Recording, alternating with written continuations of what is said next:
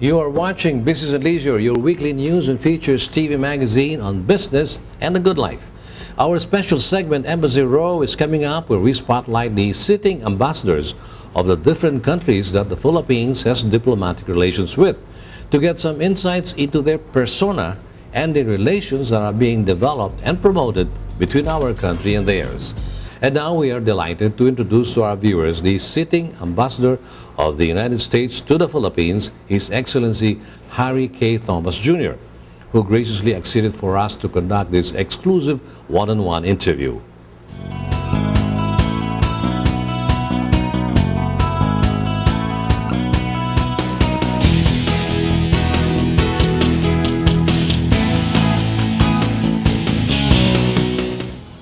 Mr. Ambassador, we would like to thank you so much for sharing your time with us in our program for this short interview, the objective of which is for us to let our viewers get to know better the sitting ambassadors of the countries that the Philippines has relations with. Okay, let's start with the initial objective of the show, which is for our viewers to know more about the persona behind the name Harry K. Thomas Jr.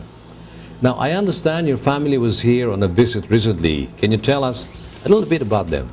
Well, my ate came here with her husband and youngest son and spent 10 days here, and she shopped till she dropped. We also went to Baguio, enjoyed that, especially the Ben Cobb Museum, and we went to Tali Beach, really loved snorkeling and swimming there.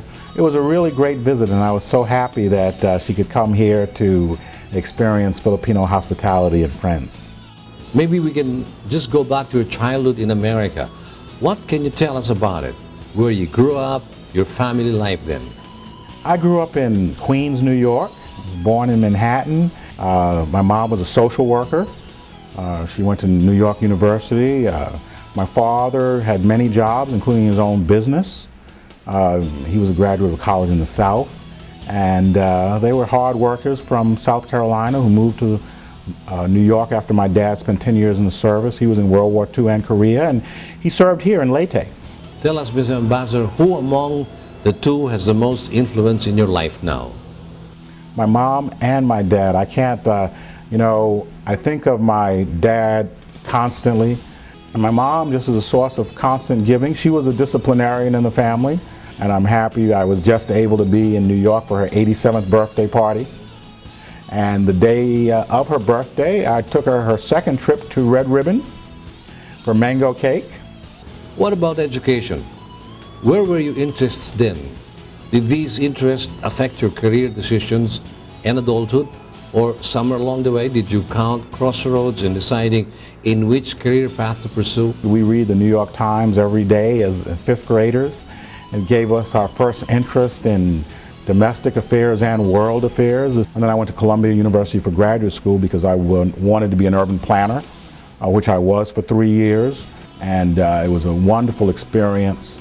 The person I was working for was a person who recommended I join the Foreign Service, Ed Logue. So I took the Foreign Service examinations and joined in 1984.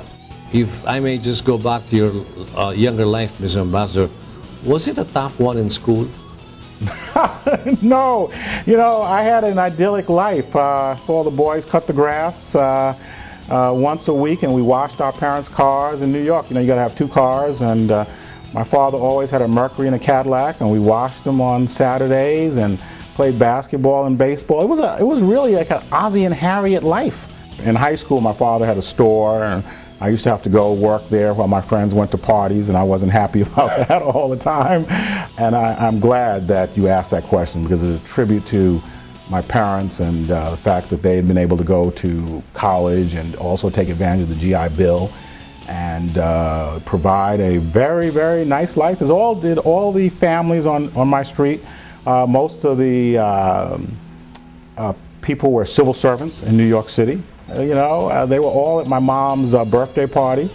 They're elderly now, so they don't like to take off their coats. They're shivering all the time.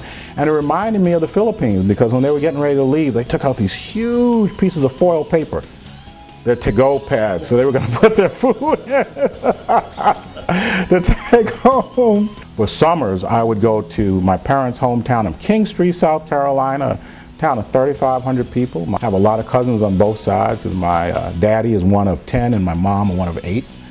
So I got a lot of cousins. Tell us, when and how did you embark in government service?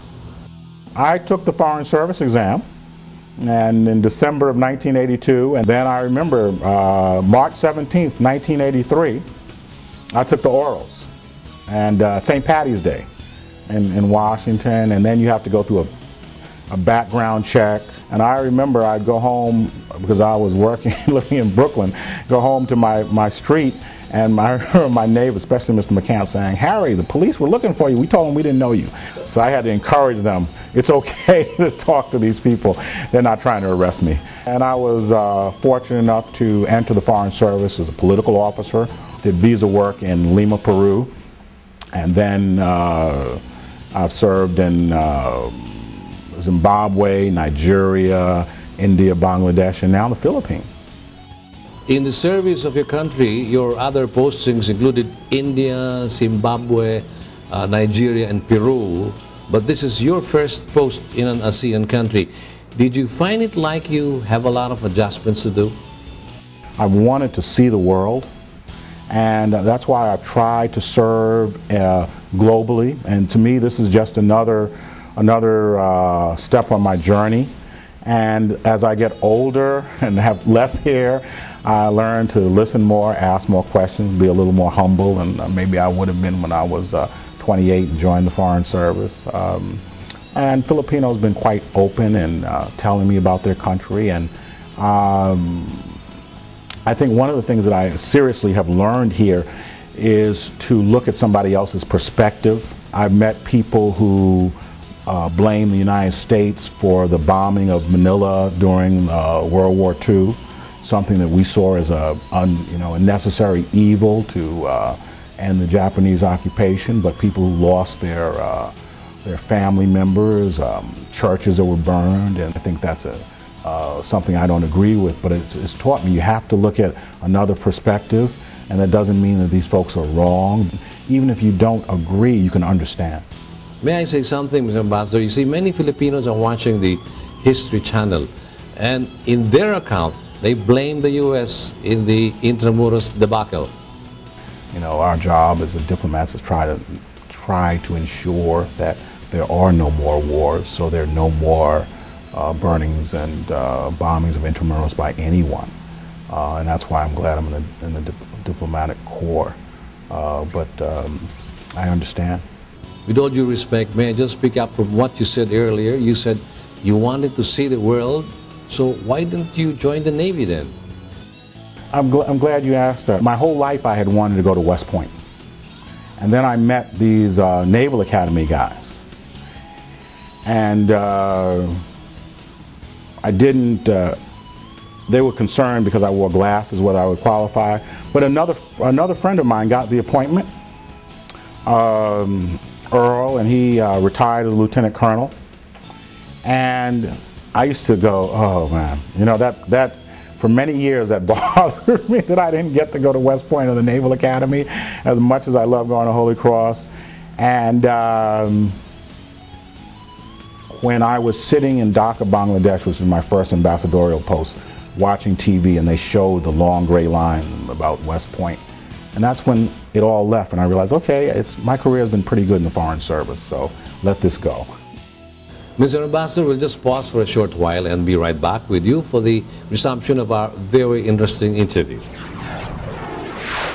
We would like to thank Ambassador Harry K. Thomas Jr. for those very candid answers and for some insights into his childhood, his family life, and his early years as a young professional. We shall delve into the status of relations between the U.S. and the Philippines in terms of trade and commerce, education, culture and sports, tourism, security, and other aspects on the second part of this interview, which we shall resume right after we pause for another break.